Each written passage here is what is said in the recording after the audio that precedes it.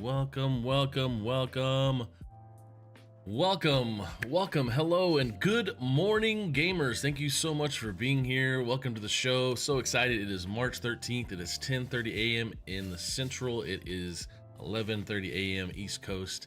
And we've got a special UK guest where it's 3:30 UK time. Central London time, I'm guessing. I actually don't know what time it is over in Bristol, where he's from today. But thank you guys so much for being here today. We've got a wonderful show, and I'm super excited to talk to an amazing author, an amazing scientist and doctor in our space, in the gaming space, as well as around many other areas of science and studies. So today is gonna be fun. Tomorrow, if you're around on all the streaming platforms, we're gonna be having a show with Victor Castor from Army Esports, Army West Point Esports. And we're going to be doing a show where we're going to be looking at his actual esports arena. It was built by Extron, and we're going to be checking that out. If you're in the chat today, we're on multiple platforms today as well: Kick, Twitter, YouTube. We're two different YouTubes: LinkedIn, Facebook, Twitch. If you're on TikTok, hello. If you're on Instagram, hello. Thank you so much for being here. Feel free to drop any questions in the chat. Yes, hello. Thank you so much for being here. Yes, thank you. Appreciate you guys for being back. And tomorrow as well, same platforms. We're going to be with the Rave Esports show, interviewing Victor Castor. We're also going to have Andrew and Kevin from Extron. And then also coming up, not this Friday, since it's a spring break, we're not going to have a normal invite sent, but next Friday we're going to have Rob Davis, aka Street Taco. He's a cool Call of Duty streamer, coming up. And then a week after that, PK Graph. And we're also going to have some more Rave esports shows. Bethany Piles, who used to be with Liquid, who's amazing. Zach Teep, BJ Fink, amazing leaders in our space. If you're looking to get on Spotlight here because of the layoffs, happy to have you guys on any of the Spotlight shows where we talk about yourself, and promote your CV, promote your resume, whatever it may be, because we want to help you find jobs and careers. There's been over 12 to 15,000 people laid off in the tech space, over the tech and gaming space, I would say, gaming esports, in the past 12 to 16 months. So if you're looking for work, please, we want to help you out. There's also some internships with us at the Videogames and Esports Foundation. But thank you guys again for being here so much. Appreciate you guys being in the chat. Hello, welcome. Hey Kyle, how's it going? And I want to jump into talk with our guest today, because we're gonna really dive into the importance of why we play games, what they can do for us, as well as why it's important to understand the digital experience and addiction as well. So I'm going to bring in our amazing guest today, Dr. Pete Etchells. How are you today, sir? I'm very good, thank you. Thanks for having me on. It's really great to be here. Super honored to have you. I know I've seen your books and your work over the years, and I finally decided to start reading books because, as a fun American, we are pretty lazy, and I'm a stereotypical American. I started reading. Way to go, me! But hey, your first book was great, and I don't want to dive into it. But before we do, I definitely want to ask about video games. I know you've been on different podcasts, you've been on different shows, and I've watched a couple of those, and you've talked about games and games you played, and we talked a little bit offline a minute ago. But I would love to know, what was the first video game you ever played? The first game? Wow, that's a great question. Do you know what? I can't remember the name of it. Okay. It was on the Atari 2600. I remember that, and it was a bit like Asteroids, but it was in 3D. Part of the reason that I can't remember, I've tried looking it up, and I've not been able to find it because I think I was playing it completely wrong at the time. I must have been like 4, 5. Yeah. And I just remember playing this game, and all that happened was that you were going through this star field. Okay. Wow. And you could move a little bit and things, and I don't remember anything else about it other than that.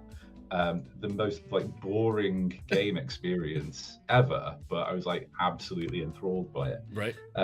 So there was that, and then I remember not long afterwards I got an Atari ST, 520 ST, and I remember playing games there was a really awful Thunderbirds game that was just super difficult. I remember it's one of those games where you take 4 or 5 steps and then fall down a hole, and it was never quite clear to me how you get over the hole. But then there was a really great game on it called Blood Money, which you play in different sorts of vehicles, but the first vehicle is submarine, and you go around on this alien planet shooting loads of aliens to collect money. I have very fond memories of that. A weird kind of early 3D game called Archipelago, which was really trippy, a little bit like Myst. That was fun. Ooh, did you play Myst? Yeah, Myst was great. Love that game. Carrier Command, that was another one, and Space Harrier. So all the kind of classics on the Atari ST. Wow, it's hard. I'm trying to look up this Archipelago, 1989 first-person Astral Software on Atari. Oh Super my. trippy. There is a there is a oh my gosh, what the word has now it's an obelisk. Thank you, golly. Yeah, obelisk. There we go. Yes, for sure. That's a little freaky, but I like this. I like this look of the gameplay here. Totally 1989. Super early graphics. Yes. Stuff, but yeah, it was good. I'm getting lots of vibes growing up in Radio Shack. My dad worked at Radio Shack, and we had a Tandy and all the Tandy and IBMs, and those were the games we played for sure. That's fun. Now, you said so it's Atari. So I'm 41, so I'm guessing you're about my age, around. Yeah, I just turned 40 just before Christmas. Nice. So my back turned 86. That's really good. I'm joking. hurting laughing at that. I've got so many painkillers at the minute. I've like trapped 2 nerves in my back this past week. Oh my gosh, no. Yeah. Oh man, that's I like that. Okay, I'll say my beard is 80. You know, I'll go with that one. I went go-karting last night. I don't know if go-karting, that's the right terminology in UK, driving the fast little cars. Last night, and my shoulders and my abs are really, really sore because you're driving like 30, 40 miles an hour in these little racetracks, and I didn't take Dramamine, and I didn't get all the way through the night. So I hear you. I hear you. So you did mention before the call, I was talking about what you played recently, and you had talked about a while back in 2019 playing Doom on Switch. Yeah, that was good. Recently, what else have you played recently? Maybe. So because I turned 40, I thought I'd treat myself. So I bought myself a Meta Quest 3 before Christmas. Nice. So I've been playing a lot of Power Wash Simulator in VR,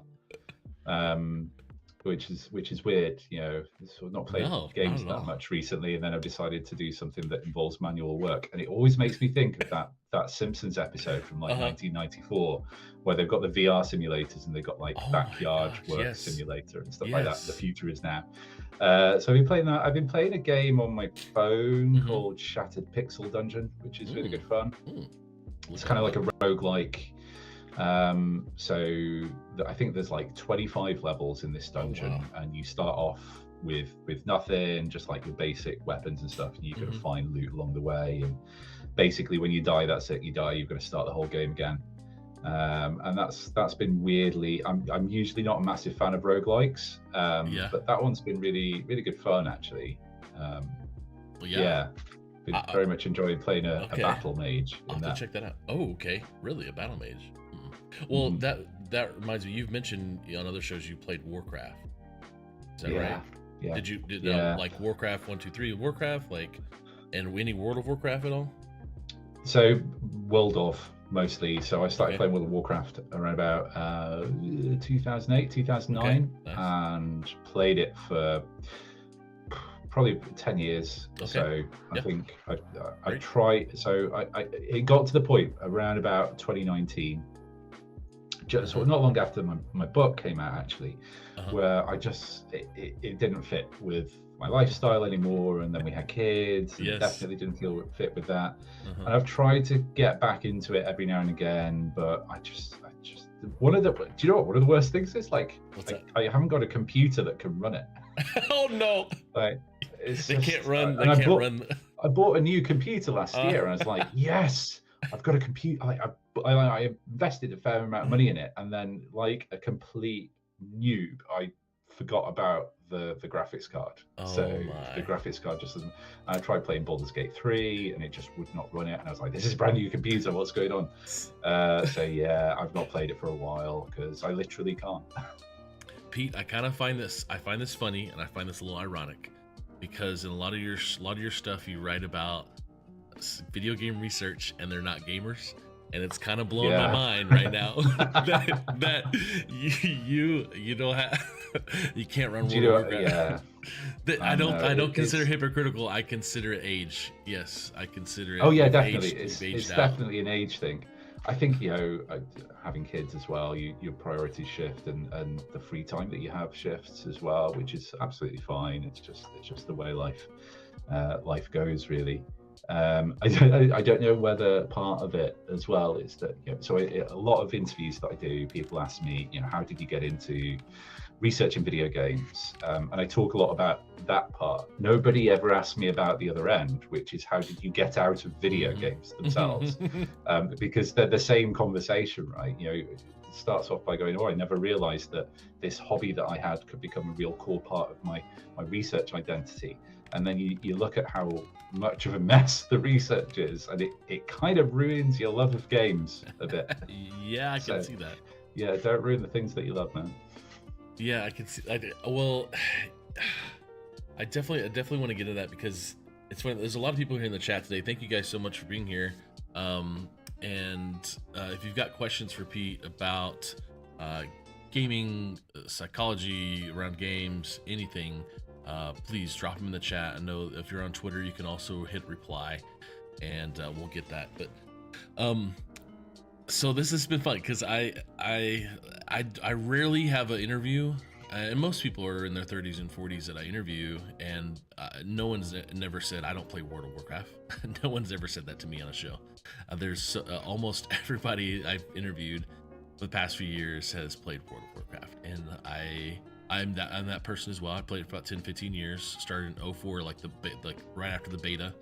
I was playing a lot of EverQuest before that, which I tried to actually load Project 1999 EverQuest on my laptop the other day so I could play the vanilla EverQuest version of the game, and it failed miserably because I couldn't get on the servers. But yes, I totally get that lifestyle change. Now, were you a raider though? Did you raid? Because I didn't ever really raid. I just kind of built a new character every 6 months and just had a lot of fun. Yeah, no, I did the occasion. Do you know what? One of my fondest video game memories is of being in a raid. I didn't do it like I was part of a guild that was a very kind of close knit. It was mostly a family and just sort of me as a straggler, really. They did quite a lot of raiding and stuff, but I never really got into that. But so it was always looking for group type stuff where I did do raids, and I never really did it at the current level. Just because I didn't have even like 10 years ago, I didn't really have the time to invest in getting that good, basically. But one of my favorite memories was they did an anniversary raid. Oh my goodness, I can't remember the name. When was it? It must have been about 10 years ago. And the original Ragnaros raid. And you could do it, and it dropped a special core hound. Okay, guaranteed mount at the end of it, but it was this like big 40 person raid that you didn't have to be part of a raid group to do. You could join it, and it was absolutely plagued with glitches. Right, I spent ages getting into a raid group, and you know what it's like trying to organize 40 complete strangers. Yes. And there's no coherency whatsoever. So what I found was that, it was a really disappointing experience a lot of the time, because you'd start the raid and the team wouldn't work. So then eventually people would drop out, and then you just lose it. You spend like a good hour, 2 hours just getting nowhere with it. It was really frustrating. And it was a limited time event. And I very specifically remember literally half an hour before the event ended, I was like, okay, I'm gonna we know that if you go in, even if the event expires, if you're in the raid, you're in the raid and it'll work. And I managed to get into the queue, managed to get into the raid, and yeah, there was like 40 of us, or however many it was, like all of us in the same boat going, this is the last chance that we've got to do this. If we all drop out now, that's it. No call hand for us. Yeah. Let's do this. And it was the most wholesome experience that I've ever had in Warcraft, because everybody was like, we've got to do this. We're all in this together. And we did it. We got through the entire thing. We all got the mounts, and it was like the greatest achievement of my Warcraft career. The things we learned inside a digital space about ourselves and others, how to be better humans. It's almost like you've written about this or something a little bit, or thought about this. Yeah, isn't that weird? Well, let's go back to, you were in 2008, you said, and so you're playing that. Let's go back to 2011. You talk about this article, computer games leave children with dementia, warns top neurologist, back in 2011. This is from Daily Mail, and you said this was kind of a catalyst for you to start down this path, which 8 years later turned into a book. Why did this become a catalyst and get you to where you are in 2019 with the book? So I was doing my PhD at the time. My PhD was in cognitive neuroscience. It was on it was really dirty stuff on eye movements. So the human eye movement system is like, this is not what you asked at all, but I'm going to talk about it anyway. Human eye movement systems, like we know loads about it. It's a really interesting system. It's very often used as a model for understanding how other parts of the brain work, and generally how we model decision making. So I was doing a PhD on trying to figure out whether your brain could make motion-based predictions. You know, if there's something moving and you decide to move your eyes to it, do you make an eye movement to where it was when you first saw it, or do you make an eye movement to where it is now at that particular moment in time? Because it takes time to generate an eye movement, all of those sorts of things. And if you make it to where it is now, then there's a prediction element in that. So that's what my PhD was about. Nothing to do with video games whatsoever. Although it was about staring at a screen for about 8 hours a day, doing very, very boring experiments. I mean, I didn't think they were boring. I thought they were great, but to the outside observer. Anyway, so played video games as a hobby. And I saw that, I think Friday afternoon, I saw this article, and it just, I don't know whether I was annoyed about it or frustrated, or just definitely a bit confused, because, you know, I read this and I was like, this doesn't gel with my experience of actually playing games. And being a scientist as well, my immediate thoughts are usually, oh, okay, I'd like to see the research behind that. And there wasn't any. And there still isn't any, I think, that supports that claim. The history of the relationship between video games and dementia is a super interesting one for all sorts of reasons. Right. But in terms of making a clear link between playing action video game, or playing any sort of video game, and early onset dementia, there's absolutely no convincing evidence for that. So it was the first time, I think, where I'd experienced something where, and this is probably a somewhat naive thing to say, where something that was a core part of, you know, my identity was sort of taking a hit in the news, and it's like it just didn't really make sense. So, you know, we usually went to the pub on a Friday afternoon after work. So, you know, a couple of pints in, I was getting a bit ranty about this newspaper article, and I think a few people in the department got a bit bored of me raving about this stuff, and somebody said, well, you know, Pete, why don't you put your money where your mouth is and do some research on this? And that was the moment where I was like, yeah, no, I can do this. You can choose what you want to do as a scientist, right, as a researcher. I was very much interested in vision science at the time, but, you know, there's no reason why I couldn't do this. So it's that really led to two things, really. It led to me doing research on video games, but it also led me down the path of developing an interest in science communication and thinking about how do we communicate really complicated, what can very often be emotionally evocative topics in a way that stays true to the science, interests people, and gives them more knowledge without kind of unnecessarily vilifying things that we don't necessarily know that much about. Well, it's funny that I go back to this article.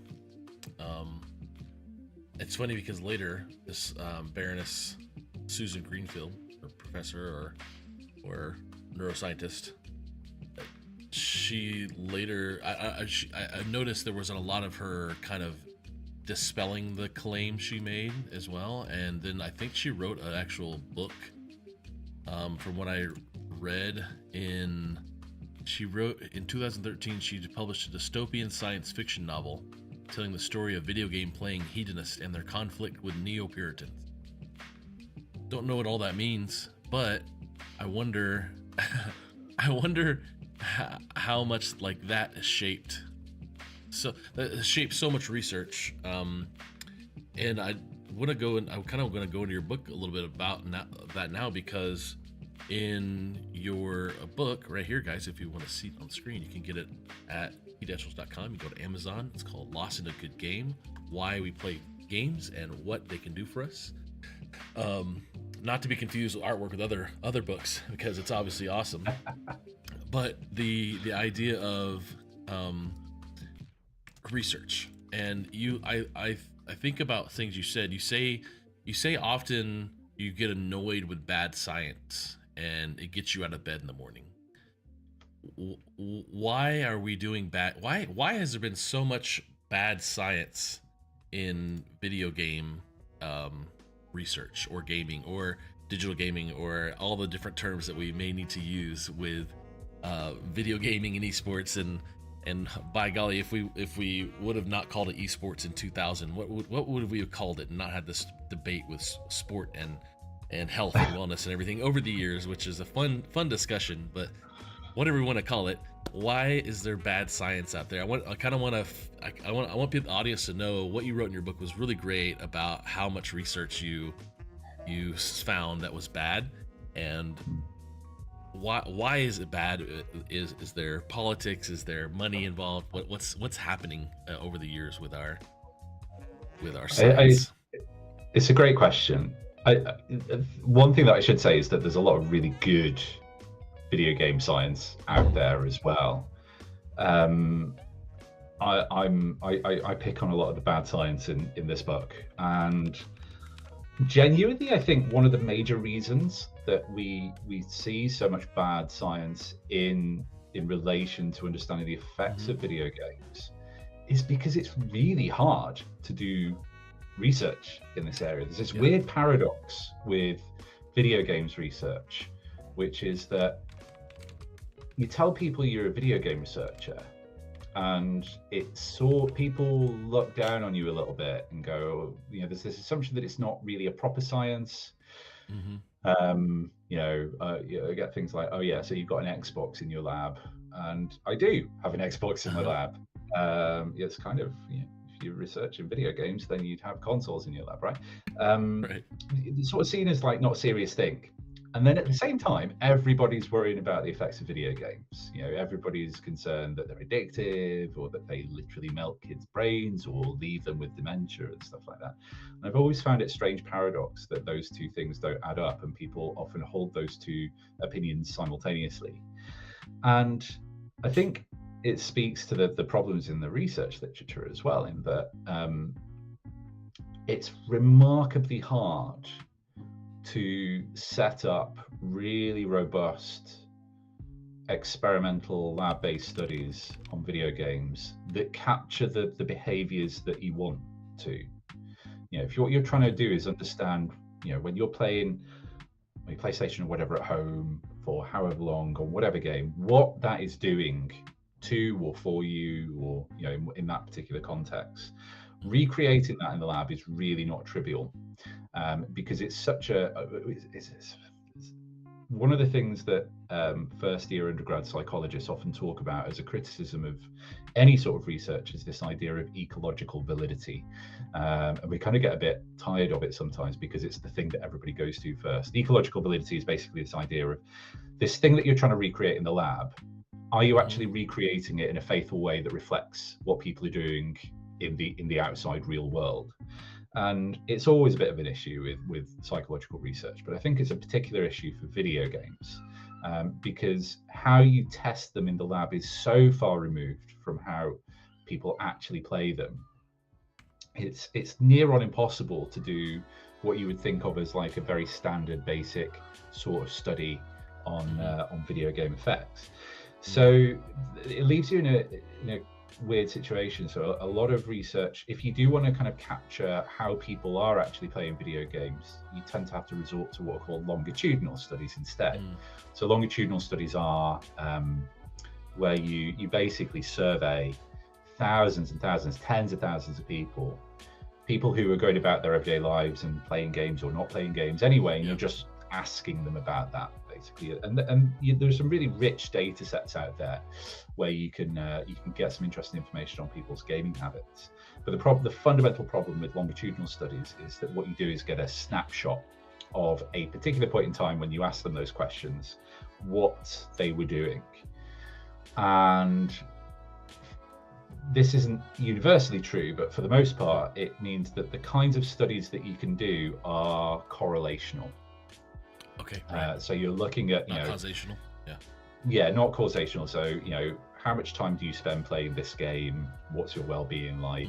You see a correlation there, and that doesn't really tell you anything about whether the video game play is driving those well-being issues, for example, if that's what you're interested about, or vice versa, even that something causes people to take a bit of a well-being hit and they turn to video games to support themselves in that. And we've really not moved on in being able to answer many of those questions, or we weren't able to move on for a long time, really, just because it's just so hard to do good research in this area. So the kinds of causal experimental studies that you do see, predominantly a lot of them were in the realm of violent video games and whether they cause aggression. And there are a multitude of problems with research in that area. It's a huge mess for all sorts of reasons. Well, you had just posted or have an article in The Guardian, and I'll put the link in the chat for you guys, for let's ditch the tried tropes about video games and research their impact properly. And you go through and you talk a little bit about different government agencies and what they're doing, and different leaders, especially over here. And leaders is a interesting word we use with our former president. But like the different ways that game violence has been talked about and studied. And I always think about whenever I'm kind of giving this talk about violence in video games through some of the presentations I do with schools and administrators and educators, is we in the last 10 15 years, both of our presidential candidates in the last 15 years have said school shootings and gaming. And you've talked a lot about in the past about not Columbine, maybe, I can't remember, it might have been Columbine, but the school shooting, well, which school shooting, I think, is the sad thing I have to point out here in the States is the Call of Duty compared to Dance Dance Revolution that the shooter played. Sandy Hook, thank you. And it's funny, I think you may have mentioned this in your book, but it's the study on, or the media and the fallacy around when it's not a white teenager doing a shooting, the video games don't come up. But if it's a white teen, typically there's going to be some sort of gameplay involved in the media. And I love your perspective on the media, since you've actually been asked to be this expert so many times, and you understand the space around how media is trying to create hey, video games cause dementia, these clickable clickbait things, and how, I guess, if there's a shooter that's not I guess the shooter, the guy in Las Vegas, right, the guy from the hotel, they never talk about video games with him, but he got 30 some odd guns and shoot people from a window to a concert. And so this research and this impact really has really put a fire in me, Pete, of why is our government and lobbyists so into trying to get their research funded with the wrong information and bad research. And I don't know, do you want to talk to me about this article that you put out last August? Yeah, sure. So I don't. This is not relevant, but I hate that profile picture. It's like I had to take it on my phone as like a last minute thing, and like that article went out in the proper newsprint, so that photo is like black and white in the article, and it looks like a mugshot. It's just really cringe. But one of the big reasons I wrote this was that there's been a lot of work in the UK over the past 2-3 years around trying to understand what the research space looks like for video game effects, and it comes out of worries around monetization mechanisms in games. So loot boxes in particular. Loot boxes look and feel like gambling, therefore should they be regulated as a form of gambling?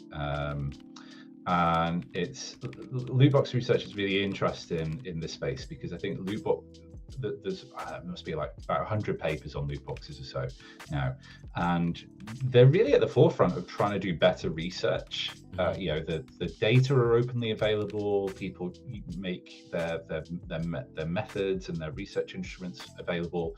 People pre-register their studies, which means that they basically outline what it is that they're going to do, how much data they're going to collect, how they're going to analyze it before they do those things, to try and minimize the risk of data phishing and searching around for an effect that you want to find.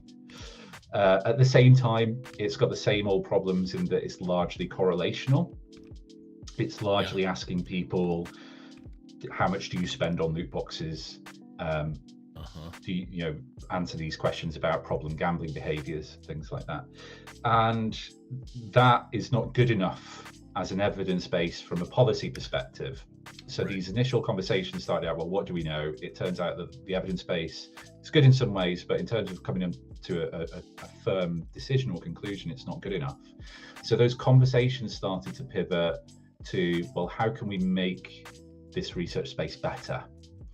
And how can the UK government in this case, can they facilitate that in any way and act as almost like an independent broker between researchers and the games industry? How do we get the right sorts of data? What are the right sorts of questions to ask, really? And all of that came together last year in something that the UK government published called the Video Games Research Framework, and that's what I talk about in this article. It's nothing groundbreaking. It's not a complete game changer for research, but it's just, I liken it to a set of blueprints in a way, in that if everybody used this document, and there's a bunch of priority questions in there.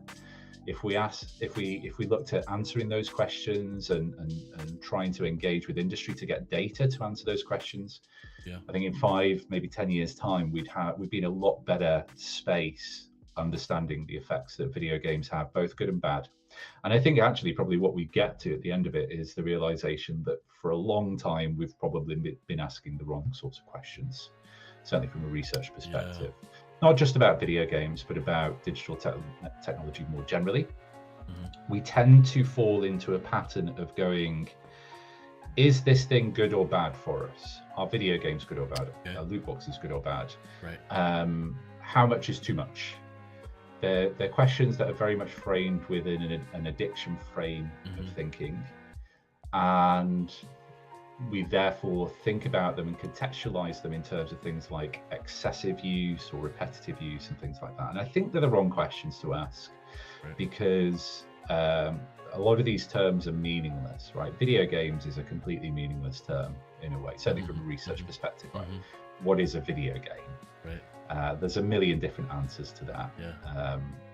And it depends on the type of game, the specific game, in the context that you're playing it with, who with, what time of day even, pre-existing things going on in your life, the situation. All these things have a massive effect on that, what seems like a simple question of what is the effect of video games, that render that question a little bit obsolete. And I think my thinking has evolved a little bit more. I've got a new book coming out next week, which is more about digital technologies more generally, but there's a bit about video games in there, thinking about sorry, that I don't know if you heard my doorbell. That's My okay. dog's started barking. Okay. Thinking about this in a sort of broader context around social media and digital technology, I feel like the better way of thinking about this question is not, are video games good or bad for us, but why is it that some people really thrive playing video games and they can use them in a healthy way? If they're struggling in life, they're able to use that as a form of escapism that really helps. Yeah. And why is it the case that in other situations that seemingly look similar, people really struggle? And we don't have good answers to that yet, but Yeah. that's the kind of research thread that I think we should start looking at. Well, I want to jump. I do want to jump into your book here. So the book, you can go to peteetchells.com. It's also coming out on Amazon. There's pre-orders now, I believe, on Amazon. Yeah. So the downside here is that I've not got a US publisher yet. So gotcha. you can order it from the UK over to the US, but I'm really hoping that Gotcha. it'll be out probably in the summertime over in the US. So the real science of screen time and how we spend it better, unlocked is real science. This interests me a lot because I look at the research. Actually, I have an article here. So this one always interests me. This study from 2019, a study shows playing video games is not associated with depression in teens compared to screen time with TV, social media, and regular computer use. And what I took from this study was the all the benefits that are for video games compared to social media use and TV use and everything else.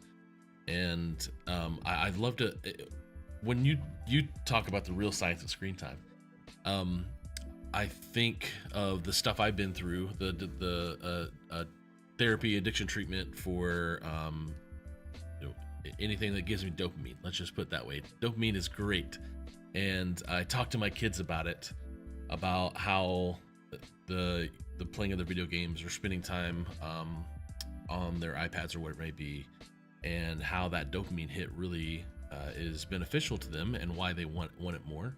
And us studying this as a family and us talking about it has been fun, because it's now we're able to take stock and to get some feels and understand, why do I want to play this game right now, or why am I wanting to do this instead of something else, or why am I asking to watch a show or whatever it may be. Is there what other things could I be doing? And there's that side of it. There's also the side of it of how much research obviously has been the bad research about it. And have you seen Social Dilemma on Netflix movie?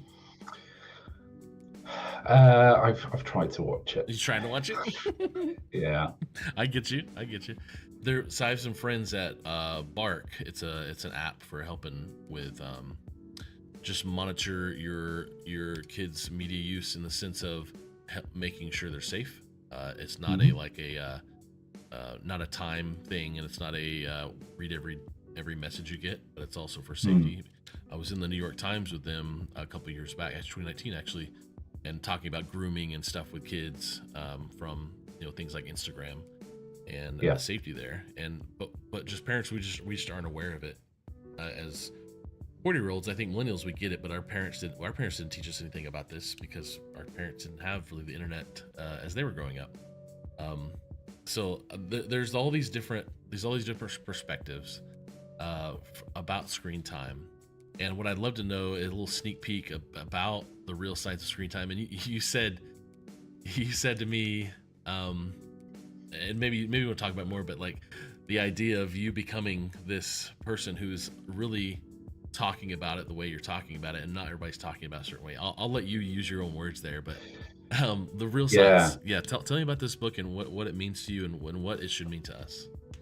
So, I mean, there's so much great stuff that you've mentioned there. I think that the elevator pitch, I guess, for this book is that I look at the conversations that we have around screen time, both in our day-to-day lives, but also very publicly in the media, and they're so polarized. Right? It's very much taken as a given that screens are bad for us.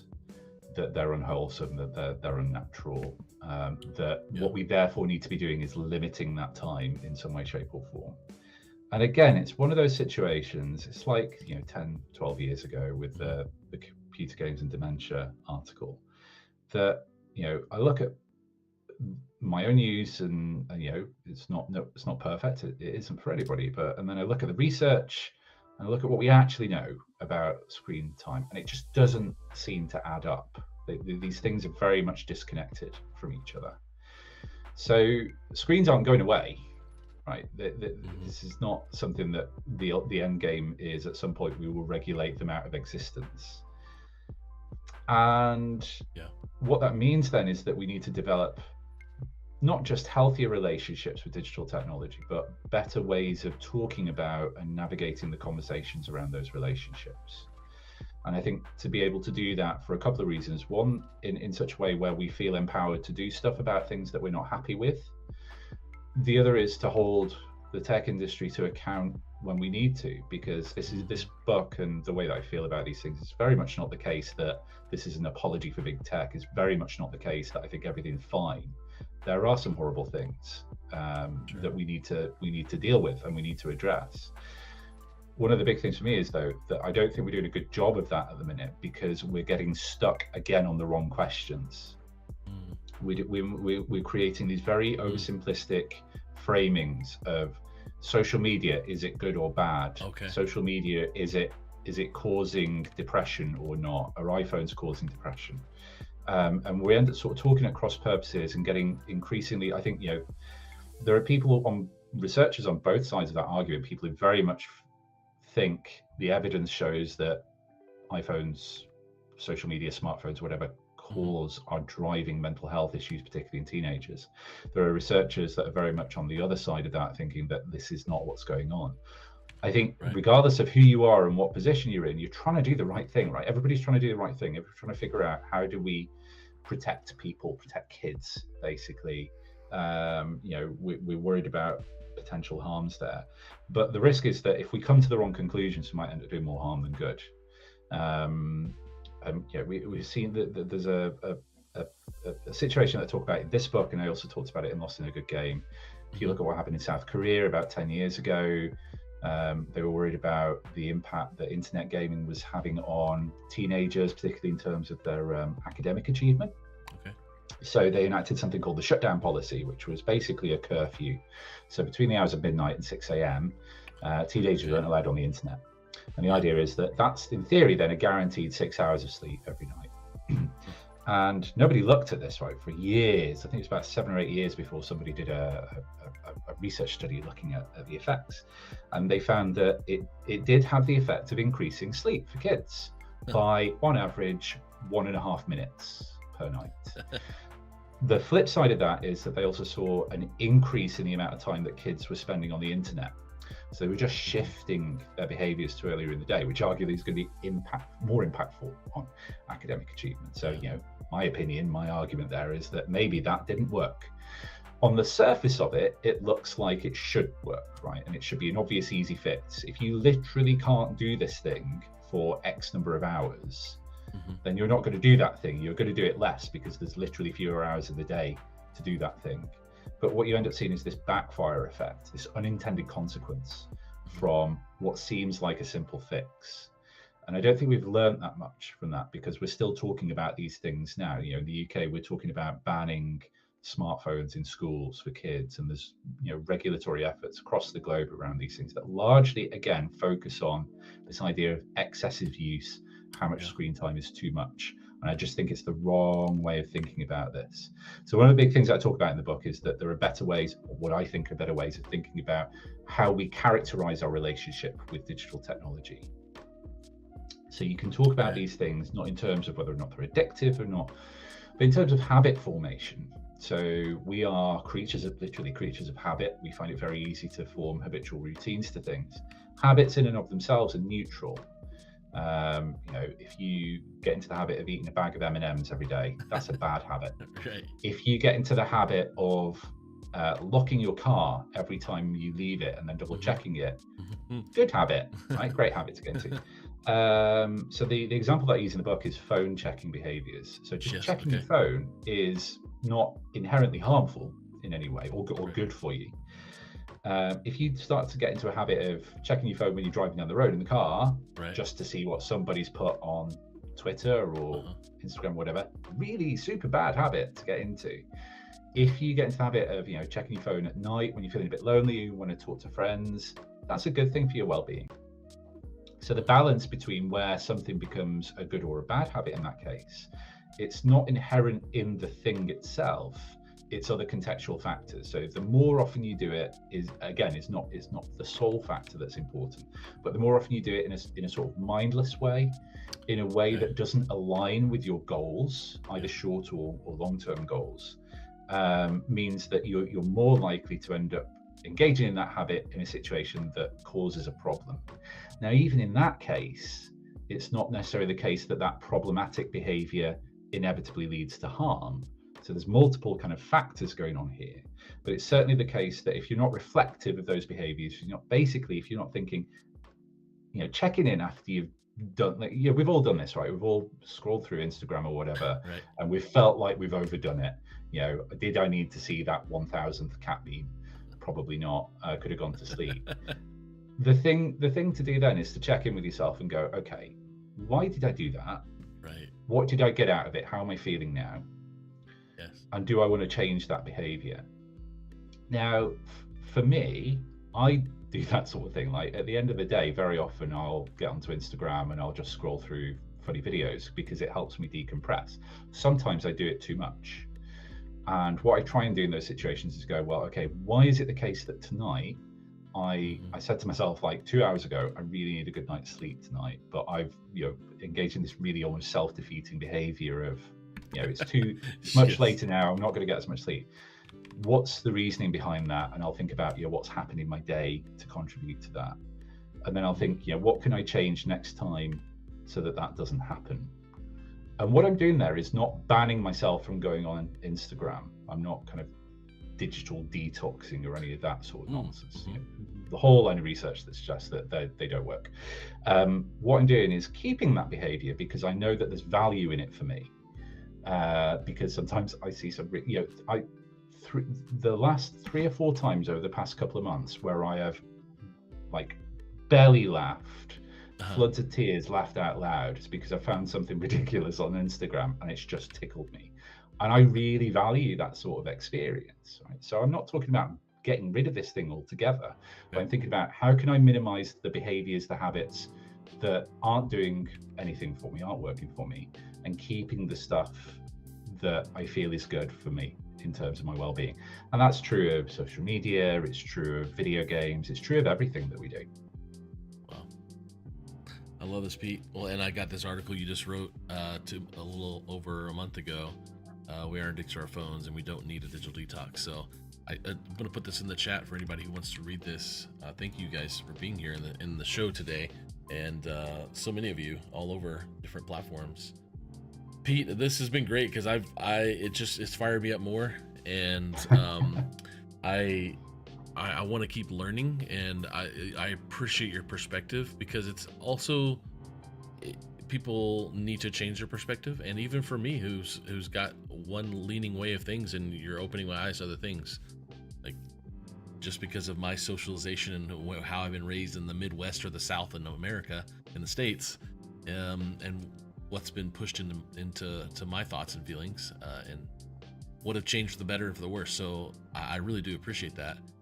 And I want to give you the 60-second hot seat here, your 30 seconds, whatever you need, but you're going to get the show all to yourself, and it'll just be on the screen. You can talk about your book, you can promote websites, social, whatever it may be, and you get the hot seat to say whatever you want. Here you go. That's very kind of you. I'm going to go back to that article actually, because I imagine that it's a bit of a hard sell for a lot of people. Me coming out and saying you're not addicted to your phone, I totally understand how some people might go, wow, that just doesn't feel like my own experience. And it goes back to that reframing in terms of the way that we think, that thinking about these things within an addiction framework is the thing that we've done both in public debates but also in the research literature for so long. but it's not the only way. And my worry with these sorts of addiction frameworks is that it really disempowers us.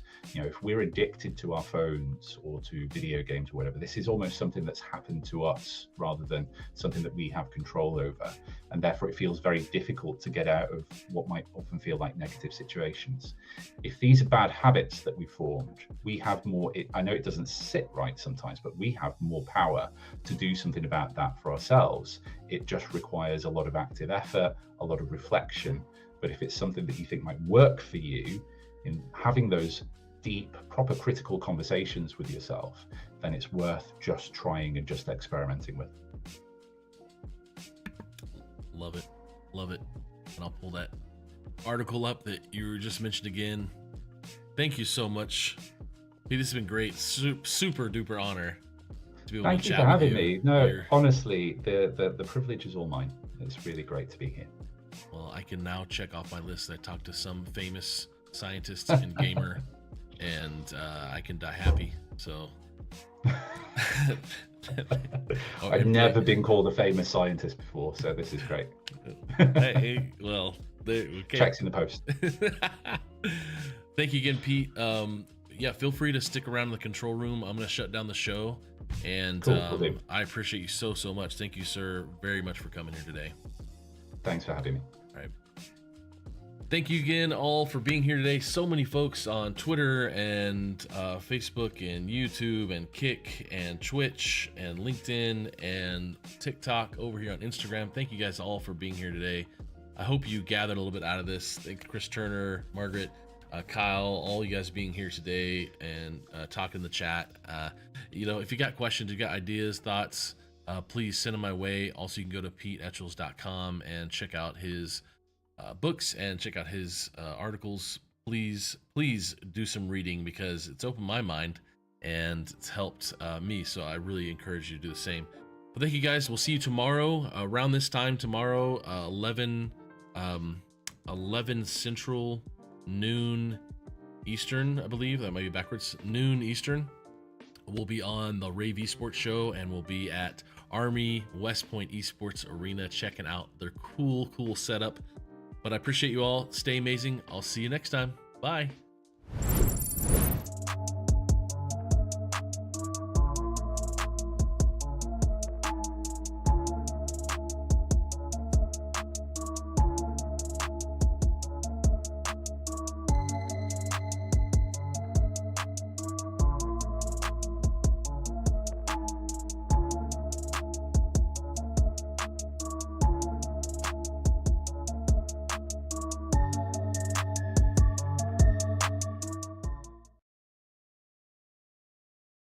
Hello there, gamers and mental health enthusiasts. Today, we're diving into a groundbreaking study that explores the intersection of scholarly gaming and mental health education and how it can impact the self-esteem of adolescents. Picture this, a world where scholarly gaming isn't just about mastering technology-based career skills or dominating the world of video game business. No, it's a world where gaming becomes a gateway to improving mental health. 3 visionary educators and a school-based health intervention expert came together to create a curriculum that aligns with academic guidelines from the International Society for Technology Education. This curriculum spans 40 lessons, delivered over 14 weeks with a minimum of 120 minutes per week. But here's the twist. 83 schools were invited to participate, but they were divided into 2 groups, those with mental health moments and those without. The non-mental health moment group got the scholarly gaming curriculum alone, while the mental health moment group got an extra layer of education. Mental health moments were embedded into 27 lessons, integrating concepts from the PERMA framework and the collaborative academic, social, and emotional learning standards, otherwise known as CASEL. Now, let's meet our players. 471 participants from both groups, with almost 75% in high school, many experiencing scholarly gaming for the first time. A majority were male, and the racial diversity was broad. At the start, the average self-esteem score was 17.9, with 22.1% reporting low self-esteem. But hold on, The game's just beginning. As the study progressed, it revealed some fascinating results. While 57.7% of participants with low self-esteem at the beginning reported average self-esteem post-intervention, the Mental Health Moments group stole the spotlight. Self-esteem scores improved by 8.3% in the Mental Health Moments group, compared to no change in the non-Mental Health Moments group. How's that for a power-up? Some students even shifted from abnormally low self-esteem scores to normal ranges. The message is loud and clear. Educators, healthcare providers, and adolescent advocates pay attention. Non-traditional educational instructions, like scholarly gaming, combined with mental health moments, can significantly improve students' well-being. And there you have it, a journey through the power of scholarly gaming and mental health moments. Remember, your self-esteem matters, and sometimes all it takes is a little extra support to level up. Thanks for joining us on this adventure. Until next time, keep gaming, keep learning, and most importantly, keep believing in yourself.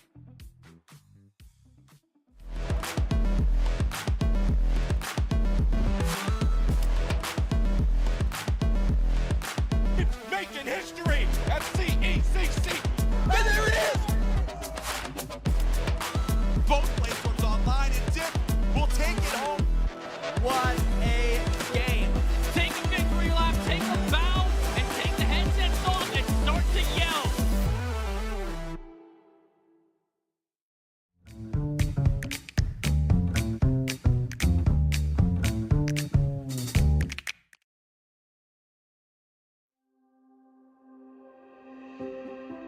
Life is busy. Every day we ask questions like, what's happening today? What should I wear? How am I going to fit everything in? But then there are bigger questions like, why am I here? What's my purpose? Where am I heading? Is there more to life than this? These are some of life's big questions, but there's rarely enough time to think them through. That's why Alpha exists. Alpha is a place to explore life's big questions in a safe and open environment.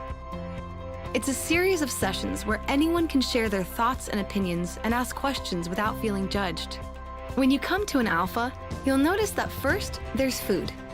Whether it's a full meal or a light snack, this is the time to get to know each other in a casual setting. Next, you'll watch an Alpha talk. The talks are created to engage and spark conversation. They explore big issues around faith from a Christian perspective. After the talk is a time for discussion. This is the most essential part of any Alpha. It allows everyone to share their own opinions on the ideas presented in the talks. It's a time for people with different thoughts, beliefs, and experiences to ask honest questions and have open conversation. Every week, there are guests coming for the first time to an Alpha in their community. Alpha is for everyone, regardless of background or beliefs. There's no pressure, no follow-up, and it's completely free to attend. Come and explore life's big questions. Find an Alpha near you today.